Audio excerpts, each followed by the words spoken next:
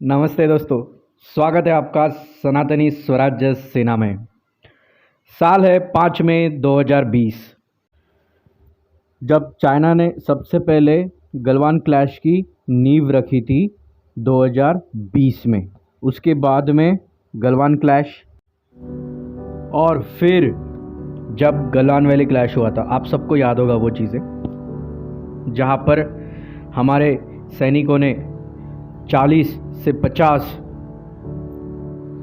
अंदर से खोखले ड्रैगनों को, नन्हे मुन्ने बच्चों को बहुत बुरी तरीके से मारा था। आपको ये बात तो याद ही होगी। बट क्या है, उस बात को तो हो गए अभी 1.5 साल। आप लोग शायद उस बात को भूले तो नहीं होगे, ये मैं जानता हूँ आपको, आपकी बातें। बट उसके बाद में हमने ट्रेंड देखा, जहाँ पर हमारे सैनिकों ने अपनी प्राणों की आहुति देके शहीद हुए। वहीं पर उनका बलिदान हमने व्यर्थ नहीं जाने दिया और हमने बिना रुके, उन्होंने जिस तरीके से लड़ाई लड़ी वैसे ही लड़ाई हम यहाँ पर लड़ रहे थे ग्राउंड लेवल पे। तो आप सब भारत माता के सैनिक ही हो, जो ग्राउंड लेवल पे लड़ रहे थे, और जो हमारे क्षत्रिय है वो सब उधर लड़ रहे थे। इसका उत्तर आपको यहाँ पे दिख रहा है, ये आप देख रहे हो। रिसेंटली भारत ने टोटल 50,000 करोड़ का घाटा करवाया है चाइना को। बट क्या ये इतना ही घाटा है? चलिए जाते हैं 1 साल पहले, जब गलवान वैली का क्लैश हुआ था। उस टाइम पे हम भारतीयों की एक आदत है, कोई अगर हमको उंगली करता है तो हम सह लेते हैं एक बार, दूसरी बार भी करता है तभी भी सह लेते हैं, तीसरी बार अगर जब भारत देश के ऊपर बात आएगी ना, तो वो उंगली टेढ़ी हो जाती है और वो हाथ भी नहीं रहता है और बाजू के हाथ भी ख़त्म हो जाते हैं, तो नियत्ते बना के छोड़ देते हैं उनको। तो वैसा ही कुछ हुआ था। आपको पता है गवर्नमेंट ने 119 चाइनीज़ एप्लीकेशंस बैन करे थे, फिर साइमल्टेनियसली 60 और चाइनीज़ एप्लीकेशंस बैन करे थे। उससे चाइना को उस वक्त से आज तक टोटल 20 बिलियन यूएस डॉलर्स का घाटा हुआ था। ये मैं नहीं बोल रहा हूँ, ये चाइना की रिपोर्ट ही बोल रही थी 1 साल पहले। तो ये अचीवमेंट गवर्नमेंट ने करी थी। जब गवर्नमेंट भी साथ दे रही है तो आर्मी भी साथ दे रही है, तो हम भारत देशवासी कैसे पीछे रहते थे?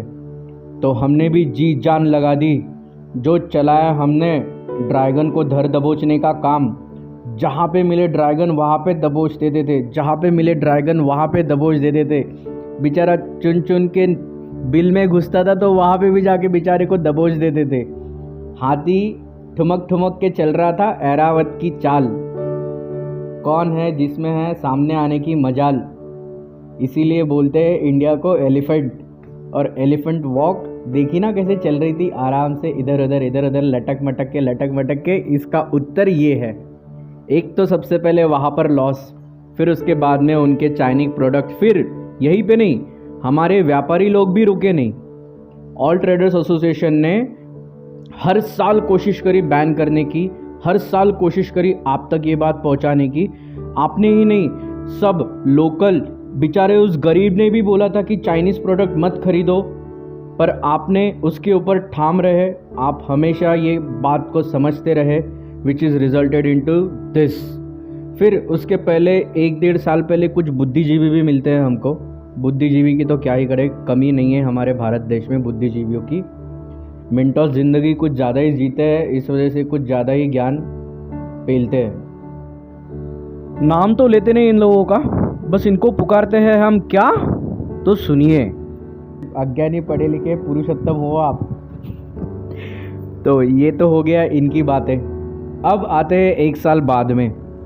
1 साल बाद में जो आपने काम करके दिखाया, ये इसी का रिज़ल्ट है और ये चीज़ बढ़ते रहनी चाहिए। इसके अंदर क्या इम्प्रूवमेंट कर सकते हैं, ये अभी हम टॉपिक के ऊपर डिस्कस करेंगे। अब तो आपको पता चल गया होगा हाथी कैसे चलता है, तो अभी और आगे बताएंगे कि किस तरीके से हम लोग इम्प्रूवमेंट कर सकते हैं। सबसे पहले जो डिपेंडेंसी जो लोग बोल रहे थे कि चाइना के ऊपर हमारी कंटिन्यूसली बढ़ते जा रही है, ट्रेड बढ़ते जा रहा है, ये तो चीज़ होने ही वाली है।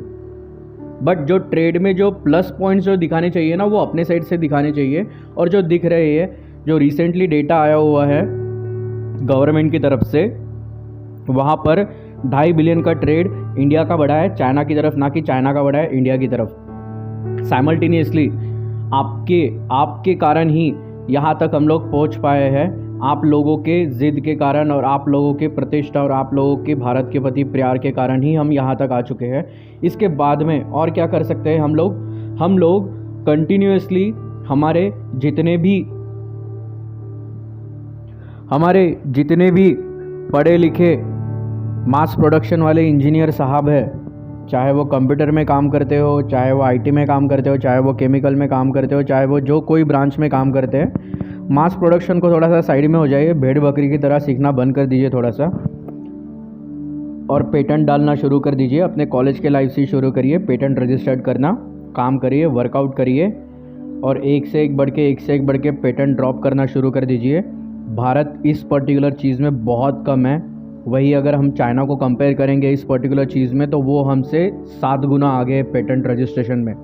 हम यहाँ पर बहुत कम गिर रहे हैं, ये चीज़ हमको ख़त्म करनी पड़ेगी साइमल्टेनियसली। ये तो हो गया पहला पॉइंट। दूसरे पॉइंट में अगर बात आते हैं तो ब्रेन ड्रेन चाइना के लिए हमको कम करना पड़ेगा। हमारा जितना भी टैलेंट है, जो क्रीम लेयर जिसको हम बोलते हैं, उसको चाइना की तरफ मोड़ने ना जाते देते हुए भी इंडिया के अंदर उनको लाना पड़ेगा। उसके लिए कैसे प्रोसेस करनी है, एक ही उत्तर है, देशभक्ति। अगर आप बोलते हो कि देशभक्ति साइड में रखनी है और आप बोलते हो कि इंडिया के अंदर कुछ ये चीज़ें हैं नहीं, ये नहीं है, वो नहीं है, हमारे लिए काम करने के लिए एक जगह नहीं है, हमारे लिए पैसा नहीं है, एनवायरनमेंट नहीं है, वर्किंग कल्चर नहीं है, तो अगर इतना ही सब कुछ रहता था तो कलाम सर ने रहते थे साइकिल पे ले जाके रॉकेट, उन्होंने जिस तरीके से अभी इसरो को खड़ा किया है वैसे खड़े नहीं होते थे। फिर बाद में घर बनने के बाद में तो सब आते हैं पार्टी करने के लिए, घर बनाने के लिए जो खड़े रहता है ना, उसी की इज्जत होती है यहाँ पर। आप इस बात को समझो भारत माता के वीरों, और काम करना शुरू करो। फिर उसके बाद में हम लोग तीसरे पॉइंट पर आते हैं, और क्या कर सकते हैं कि सेगमेंट में हम लोग इसके अलावा कंटिन्यूसली मैन्युफैक्चरिंग सेक्टर में बूस्ट ला सकते हैं। छोटे छोटे मैन्युफैक्चर्स हो, हैंडीक्राफ्ट्स हो, इन सब चीज़ों में। उसके बाद में हमारा कल्चर इतना यूनिक है और इतना ओल्ड सिविलाइजेशन है कि हर गांव में आप देखोगे ना कोई हैंडीक्राफ्ट की चीज़ें बहुत ही एक्सट्रीम लेवल पे की जाती है। आप लोकल वेंडर्स को सपोर्ट करो, लोकल चीज़ें खरीदो, बी लोकल फॉर ग्लोबल का नारा लगाओ और पूरी दुनिया को जीतो। आपको पता है कि हम सब के अंदर क्या कैपेसिटी है करके, इतिहास गवाह है, सदियों का इतिहास गवाह है, सिर्फ आज का नहीं, कि हम क्या कर सकते हैं। बस इसी चीज़ को ध्यान में रखो और आगे बढ़ते रहो। फिर जो स्मॉल स्केल विलेज है और जहाँ पर स्कूल्स है, गांव है छोटे छोटे, फिर उसके बाद में हमारे यहाँ पे जो मिड लेवल के इंजीनियरिंग कॉलेजेस है, वहाँ पर अगर गवर्नमेंट की फंडिंग नहीं आ रही है, अगर आपके पास में पैसा नहीं है, भाई ठीक है, कोई दिक्कत नहीं है। आप लोग के पास में एक ऐसा प्रोडक्ट आप खुद चूज़ करो। इतने सारे बच्चे पढ़ते हैं एक पर्टिकुलर इंजीनियरिंग कॉलेज में, पॉलिटिकल कॉलेज में, आईटीआई के अंदर भी। आप सब लोग मिलके एक कंपनी खड़ी नहीं कर सकते, या फिर एक कंपनी के अंदर थोड़ा सा इनिशियल लेवल पे फंडिंग भी नहीं दे सकते हो? आप करके तो देखो। आप उसके बाद में साइमल्टेनियसली अपने स्कूल के पास में, अपने कॉलेजेस के पास में जाओ, प्रिंसिपल के सामने आइडिया रखो, उनको बोलो। आई एम श्योर अगर दोनों काम करेंगे, दोनों चीज़ों के ऊपर वर्कआउट करेंगे तो ये चीज़ निकलेगी बाहर। और हम लोग, अगर आप ऐसा करोगे तो आपको दिखेगा कि आप खुद बहुत ही नेक्स्ट लेवल के ऊपर काम करना शुरू कर चुके हो। नीचे से, गांव से ऐसे प्रोडक्ट्स निकलेंगे बाहर कि जिसकी आपने कल्पना भी नहीं करी होगी। भाई दिमाग बहुत है, जुगाड़ बहुत है, पर प्रॉपर चैनल के थ्रू उनको यूटिलाइज करने की बहुत ज़रूरत है अभी करंट कंडीशन में। ये चीज़ अगर आप कर लिए ना, अगर आप बोलोगे कि ये चीज़ कोई करेगा नहीं, कोई हेल्प करता नहीं है, कोई चीज़ करता नहीं है, मैं बोलता हूँ कि आप यहाँ पे बहुत गलत हो। आप एक बार सामने आओ तो सही, आप लोग 10 मिल के चीज़ें करो तो सही। बस इसमें खुद का प्रॉफिट मत सोचो, इसमें खुद का ये मत सोचो कि मैं ये सब कुछ कर रहा हूँ, मुझे कुछ मिलेगा क्या, ये कर रहा हूँ क्या, वो कर रहा हूँ क्या, मुझे कुछ मिलेगा कि नहीं। सबको रिकग्निशन मिलेगा, सबको एक साथ लेके चलो तो ही आगे बढ़ोगे। हमारे पास में सबसे बेस्ट एग्जाम्पल है अमूल का। जिस तरीके से अमूल खड़ा हुआ है किसी ने भी सोचा नहीं था। ऐसे ही छोटे छोटे बिजनेसेस खड़े होते हैं। प्रॉपर प्लानिंग करो, कुछ नहीं तो लोगों से सीखो। आजकल YouTube के ऊपर इतने सारे वीडियोस है कि आप देख के थक जाओगे। मुझे तो बुरा लगता है इस चीज़ को लेके कि ये आप जो स्क्रीन पे अभी देखने वाले हो, ये चीज़ फॉरेन का बंदा इंडिया में लॉन्च करता है इंडिया के लोगों के लिए। तुम क्या 7 लाख 8 लाख इंजीनियर जो निकलते हैं, सिर्फ क्या पानी भरने के लिए निकलते हैं क्या, या फिर सिर्फ टाइम पास करने के लिए निकलते हैं? मैं ये बोल रहा हूँ, आप इस बात को बुरा मत मानिए। आप अगर कॉलेजेस में भी हो तो आप प्रैक्टिकल्स को खुद करिए। जब तक आप ये चीज़ें खुद करोगे नहीं ना, तब तक आपको भरोसा आएगा नहीं। कॉपी पेस्ट मत करिए, पिछले साल के सीनियर्स के प्रोजेक्ट मत उठाइए, उन्हीं को लिखो मत लिखिए, सीनियर्स का ज्ञान मत लिखिए, खुद ही करिए। जब तक खुद करोगे नहीं, फिर ऐसे ही बोलोगे कि इंजीनियर होके बैठा हुआ हूँ और सब्जी मंडी बेच रहा हूँ। इससे अच्छा क्यों ही कर रहे थे इंजीनियर, दूसरी की सीट खराब कर देते। उससे अच्छा तो तीसरा बंदा आके काम कर लेता था और भारत का नाम रोशन कर लेता था। और बाहर जाने का ज्ञान प्लीज बंद करो। ये मैं आपको बोलता हूँ, मैं ये नहीं बोल रहा हूँ, मैं तो आपको फोर्स नहीं कर सकता हूँ, मैं बस आपसे रिक्वेस्ट कर सकता हूँ। बाकी आपकी इच्छा। अगर इतना ही सब कुछ रहता था तो ना ही होमी बाबा यहाँ पे रहते थे, ना ही रतन टाटा बनता था, ना ही जमशेद सिंह टाटा बनता था, और ना ही कोई रिलायंस भी कोई नहीं बनता था, नहीं था। अगर यही सब अगर वो सोचते थे तो आप इस बात को समझो। ना ही महेंद्रा सर आते थे। ये सब लोग इसी कारण के रुकर बैठे हुए हैं क्योंकि देशभक्ति है कूट कूट के। आप इस बात को समझो। आपका प्रोडक्ट लो, लोगों के पास में जाओ। बहुत सारे वे है फंडिंग लाने के लिए, मार्केट में इतने हैं कि आप रुक रुक के थक जाओगे। बस आप प्रोडक्ट तो मार्केट में लाओ, आप खुद रिसर्च तो करो, आप खुद निकालो तो सही बाहर। ये चीज करने की बहुत जरूरत है। अगर अब नहीं करोगे तो कब करोगे? अगर हम नहीं खड़े रहेंगे तो कौन खड़ा रहेगा? मैं आपको पूछता हूँ क्वेश्चन, कब तक आप बाहर जाके 80 billion dollar, 290 billion dollar, 100 billion dollar साल का इंडिया में भेजोगे? मैं आपके सामने एक क्वेश्चन रखता हूं, आप हर साल इतने पैसे भेज रहे हो, या भारत के अंदर ही उतने पैसे कमा रहे हो, या फिर भारत के अंदर रह के ही भारत के लोगों को हेल्प आउट कर रहे हो उन्हीं पे आपके खुद के दिमाग लगाकर, या फिर दूसरों के देश में जाके भारत को पैसा भेज रहे हो? क्या आपको सबसे ज्यादा इंपॉर्टेंट लगता है? आप खुद डिसाइड करिए। आपके पास में आंसर है, शॉर्ट टर्म हैप्पीनेस और long term happiness, short term goal और long term goal. You decide on your own. This is what I am trying to tell you all. आप बात को समझो।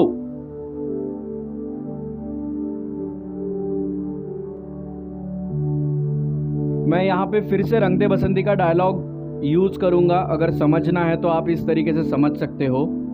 दुनिया में दो ही तरीके के लोग रहते हैं, एक जो चुपचाप जो हो रहा है उसको देख के साइड में कट लेते हैं, और दूसरे जो खुद खड़े होते हैं, फेस करते हैं और उसको जीतते हैं। और आप बिल्कुल रुकना मत, मैं बोल रहा हूँ। ये देखो, ग्लोबल टाइम्स का आर्टिकल है। चाइना इन सब चीज़ों को बहुत मॉनिटर कर रहा है और उसको बहुत दर्द हो रहा है, पर वो चिल्लाए भी किसके पास में, बस गुहार लगा रहा है। ये पूरा ग्लोबल टाइम्स का आर्टिकल देखो, यहाँ पर ऊपर से नीचे तक उन्होंने क्या लिखा हुआ है और जब चाइना का ग्लोबल टाइम्स लिखता है ना ऐसी चीज़ें, ये एक बार हुआ, 2 बार हुआ, तीसरी बार हुआ, ये चौथी बार हुआ। ये देखो, ये 1 2 3 4 टाइम उन्होंने कंटिन्यूसली इंडिया को मॉक किया हुआ है, भारत को मॉक किया हुआ है अपने ग्लोबल टाइम्स के आर्टिकल में, और ख़ुद को बड़ा बताने की कोशिश कर रहा है। और जब चाइना ऐसा करता है ना, उस टाइम पे समझ लेना कि उसको जितना लॉस हुआ है ना, उससे 3 गुना ज़्यादा लॉस वो एक्चुअल में उसको पेनिट्रेट हुआ है। तो इस चीज़ों को ध्यान रखना। और ये चूहा फिर से बोलेगा, ये चूहा फिर से चिल्लाएगा, ये तुमको रोटियां डालेगा, ये तुमको चीज़ देगा खाने के लिए, पर तुम लोगों ने घबराना नहीं। आपने सबसे पहले घबराना नहीं और कंटिन्यूसली नॉन स्टॉप अपने चीज़ के ऊपर ठाम रहना, और यही चीज़ कंटिन्यू करते रहना। और ये चीज़ लोगों तक, गांव तक, हर जगह तक पहुंचना चाहिए। लोग देखने से पहले, खरीदने से पहले कोई भी चीज़ 2 बार शॉपकीपर को पूछे, 2 बार व्यापारी को पूछना चाहिए कि भाई ये कौन से कंट्री का माल है, तब जाके वो खरीदो, नहीं तो रुक जाओ। आप जितना उनको पैसा दोगे वो वही पैसा हमारे ही अगेंस्ट यूज़ करेंगे, इस बात को आप समझो। जैसे अभी रिसेंटली RCPE ज्वाइन करने के लिए चाइना हमको प्रोत्साहित कर रहा है, न्यू दिल्ली को लेटर्स पे लेटर्स कंटिन्यूसली भेज रहा है, जिसका एग्जांपल ये रहा। अब आप बोलोगे RCPE क्या है? ये RCPE फ्री ट्रेड एग्रीमेंट रहते हैं। ऑलरेडी ट्रेड चलता है, चाइना ऑलरेडी $50 बिलियन के इसमें हमेशा सरप्लस में रहता है, यानी प्रॉफिट में रहता है। तो जब उसको इस RCPE के थ्रू उनको ओपन एक्सेस मिल जाएगा इंडिया के पूरे मार्केट का, विच इज़ रिजल्टेड इनटू, ये लोगों का एक ही फंडा रहता है, कुछ मत करो। खुद को अगर ₹1 भी घाटा हो रहा है ना, तो पहले इनिशियल लेवल पे सह लो। जो वॉलमार्ट की जो स्ट्रैटेजी है ना, वही स्ट्रैटेजी ये लोग यहाँ पर यूज़ करते हैं। कुछ भी मत करो, सबसे पहले जितना लॉस हो रहा है उतना सह लो। सामने वाले की इंडस्ट्री पूरी बर्बाद कर दो। उस पर्टिकुलर इंडस्ट्री को गवर्नमेंट ही सपोर्ट करती है चाइना के अंदर, उन्हीं की गवर्नमेंट सपोर्ट करती है उन सब बिजनेस को, जिसका आपको एवरग्रेड ये पर्टिकुलर बहुत बढ़िया एग्जांपल है। इनिशियल लेवल पे गवर्नमेंट ने ही सपोर्ट किया, फिर उसके बाद में जब डूबने को आ गया, क्योंकि लोगों को सबको पता चलने लग गया कि क्या चीज़ें हुई है यहाँ पर गलत, और उसके बाद में आप जो भी चाइना के अगेंस्ट जाता है उनके पर्टिकुलर कंट्री में, तो उनका हाल तो आपको पता ही है कैसा होता है। तो यही चीज़ वहाँ पर हो रही थी। तो हमारे यहाँ पे इस चीज़ को अवॉइड करने के लिए आपके पास में आंसर भी है, आप उसी चीज़ के ऊपर काम कर भी रहे हो। कंटिन्यू करते रहिएगा बिना रुके। 2 बार पूछिए, 3 बार पूछिए, 4 बार पूछिए, जितना हो सके उतना अवॉइड करिए। देखो, बूंद बूंद से घट भरता है, इस बात को आप याद रखिए। जहाँ पर आप ₹1 दे रहे थे, वहीं पे अभी आप 50 पैसे दे रहे हो। आप इस बात को समझिए, जहाँ पे आपका ₹1 जा रहा था, वहाँ पे आपके अभी 50 पैसे ही जा रहे हैं। तो 50 पैसे कर कर के ही घट भरता है। जैसे 50 से अभी और कम हो गए, अभी 25 पे आएंगे, फिर 10 पैसे पे आएंगे, फिर 5 पैसे पे आएंगे। शुरुआत करो, जो शुरुआत हुई है उसी को करते रहो, उसी को रहने दो कंटिन्यूटी में, बस पीछे मत हटो। जिस दिन आप पीछे हट गए ना, हमारे भारतीयों की बहुत बड़ी एक चीज़ है, करेंगे तो इतना ग्रैंड कर देंगे एक साथ में कि सारी पूरी दुनिया देखते रह जाएगी, और फिर उसके बाद में जैसे ही हो गया ना, शांत बैठ जाएगी, अपने चुपचाप काम करते रह जाएगा। अरे जाने दो यार, क्या ये चीज़ जाने देने वाली नहीं है। ये चीज़ अपने को एक बार का बूस्ट मिल चुका है, इस बात को समझो और काम करते रहो। अगर वीडियो अच्छा लगा होगा तो लाइक, कमेंट, शेयर, सब्सक्राइब ज़रूर करिएगा। मिलते हैं अगले और नए वीडियो में। वीडियो को यहाँ तक देखने के लिए धन्यवाद। तब तक के लिए जय हिंद, वंदे मातरम, जय भारत, जय भारती, हर हर महादेव।